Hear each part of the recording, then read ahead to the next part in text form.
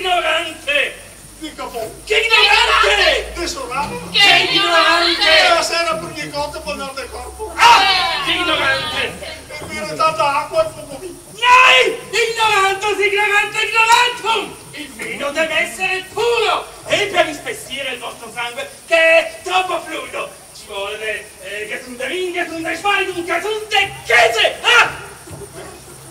Del buon sano manzo, del buon maiale, del buon formaggio! Il vostro medico è un somaro! Avete mai sentito parlare del fino emetico? No, cosa sia? È un preparato a base di antimonio e 3 settimane fa io ho visto fare un effetto sorprendente! E guai, Gio. C'era un tale che era in agonia da 3 giorni e nessun rimedio sembrava essere efficace. Alla fine gli dettero il vino emetico. Ah, e la scampata. Nein!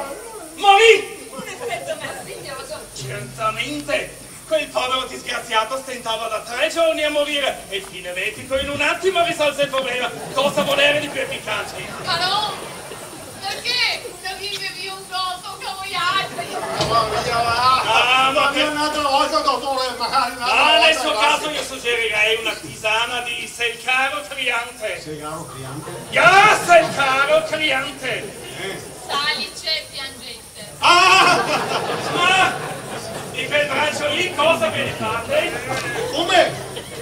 Così voi ve lo farete tagliare immediatamente! Dico! Ma come perché? Non vede che trae a sé tutto il nutrimento e gli impedisce all'altro di usufruirne adeguatamente? Ma il mio braccio non ho bisogno!